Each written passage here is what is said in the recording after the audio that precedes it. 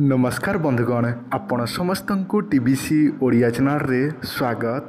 बंधुगण आज मु आपण मानकु एही वीडियो रे एमिति गोटे चमत्कारी शक्तिशाली वशीकरण प्रयोग कहबाकू जाउछि। जदिच एही वशीकरण कोनोसी झियो पुओ प्रेमिक प्रेमिका स्वामी स्त्री ऊपर जदिच प्रयोग करनियंती ताहेले सेही व्यक्ति केवल गोटे दिन रे ही आपणको ठारे वशीकरण हबो। तो चलंतु मु आपण मानकु सेही शक्तिशाली वशीकरण प्रयोग विधि जनाऊँगी। यही वीडियोटी को आरंभ करिया पूर्व आपण जदि एही चैनल को नुआ देखुचंती किंबा प्रथम थर देखुचंती ताले एही चैनल को सब्सक्राइब करिकी पाखरे स्थित बेल आइकन को मध्य प्रेस कर दियंतु, जहा द्वारा एही चैनल रे जेते मध्य नूतन वीडियो आसीबो आपनकु शीघ्र पहुंची पारिबो। देखंतु बंधुगण एही दुनिया रे अधिकांश स्वामी स्त्री प्रेमिक प्रेमिका भितर झगड़ा होई से माने अलगा होई जाई थांती। जदि आपणक प्रेम भांगी जाइछि स्वामी स्त्री भितर झगड़ा होई अलगा अलगा होई जाइछंती ताले आपण आजिर तांत्रिक प्रयोग विधिटी निश्चिंत भावरे करंतु, जहा द्वारा आपणकर प्रेम भांगी जाइथिले जोड़ी हेबो।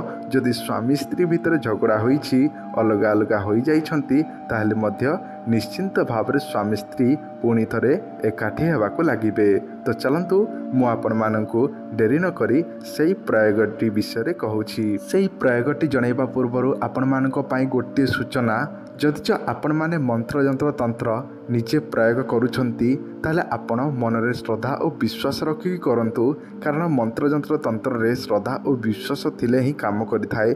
जदि आपणकर श्रद्धा और विश्वास नाही ताले आपण करंतु नाही, कारण मंत्र जंत्र रे जदि आपण जबरदस्ती हबो कि नाही बोली मनरे अविश्वास रखी करिवे ताले आपण केबे हेले सफल होई परिबे नाही। तो चलंतु मु आपण मानकु वर्तमान ताहा कहि दउछि जो प्रयोग आपण माने अति सहजरे करि परिबे। वर्तमान मु आपण मानकु जो गछटी देखाउछि एहाको जड़ा गछ कहा जाए। एही गछर ताहारी तेल मध्य व्यवहार करा जाए एवं पूर्व काल रे मध्य अनेक लोक एही गछ माध्यम रो जो फल बाहरुछि सेही फलटी को सुखेइकी ताहारी तेल बाहर करुथिले एवं सेही तेलटी को व्यवहार करुथिले। किंतु आपण वशीकरण प्रयोग विधि करने को हेले एही जड़ा गछर ताहारी डालटी को आनिबाको पड़िबो। जे कोनसी शनिवार दिन रात्र 12टा समय रे रात्र 12टा समय रे आपण कौन करिवे उलग्न हेबे एवं सेही गछर गोटे डाल भांगी पकेइबे एवं सेही डालटी को सेही स्थान रे धरिबे एवं आपण झीर नाम किंबा जहाँ को वशीकरण करने को चाहूँगी ताहारी नाम केवल 7 थर कहिबे एवं गोटे मंत्र उच्चारण करिवे। मंत्रटी होछि ओम नमो त्रिंग त्रिंग त्रिंग कामाख्या देवी फट स्वाहा।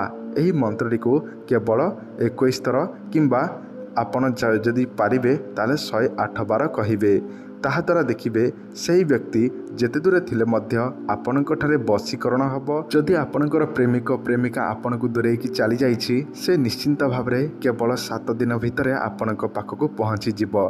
देखंतु आपण उलग्न होइकी बा नंगला होइकी एही प्रयोगटी शनिवार दिन रात्र 12टा समय करबाको पड़िबो। तो आपण माने जदि करि परिबे ताले एही प्रयोग द्वारा आपण माने निजर प्रेम को पुणी फेरी पाई परिबे, निजर स्त्री स्वामीटी को अति सहजरे फेरी पाइबे। यदि आपण एही प्रयोग निजे करि परिबे नाही आपण आमठारु कोनोसी ताबिज नबार अछि ताले आपण मानक पई गोटे सूचना। जदि आपको पुषा नक्षत्र में तैयारी होइथिबा कोनोसी ताबिज दरकार थाए ताले आम सहित निश्चय जोगाजोग करिपारिबे। आपण मानकु जणाई देउछि एही ताबिजर कोन सबु काम। प्रथम सर्वजन वशीकरण सर्व कार्य सिद्धि सर्वमोहिनी स्वामी वशीकरण स्त्री वशीकरण व्यापार वृद्धि शत्रु वशीकरण मोहिनी प्रेम समस्या निमंते विवाह समस्या चाकरी समस्या भूत प्रेत ठारू रक्षा कोर्ट कचेरी समस्या धन वृद्धि एवं नवग्रह समस्या निमंते एही ताबिजटी काम करिथाए। एही ताबिज 2 प्रकार अछि। गोटे अछि तंबार आपनको मोबाइल स्क्रीन रे जोटा शो हेउछि एहा हेउछि 1000 टंका एवं आउ गोटे अछि पावरफुल रो शक्तिशाली रो जोटा कि 2000 टंका अष्टधातुर। जो ताबिज मध्य आपनको दरकार अछि एही नंबर रे निश्चय जोगाजोग करंतु एवं दरकार थिले आमको एही नंबर रे फोन पे गूगल पे रे पेमेंट करिकी आपण आमको एड्रेस एही नंबर रे सेंड करंतु। आमे आपनको बाय पोस्ट माध्यम रे पठाई देबु, जहा केवल 7 ରୁ 8 दिन भितरे आपण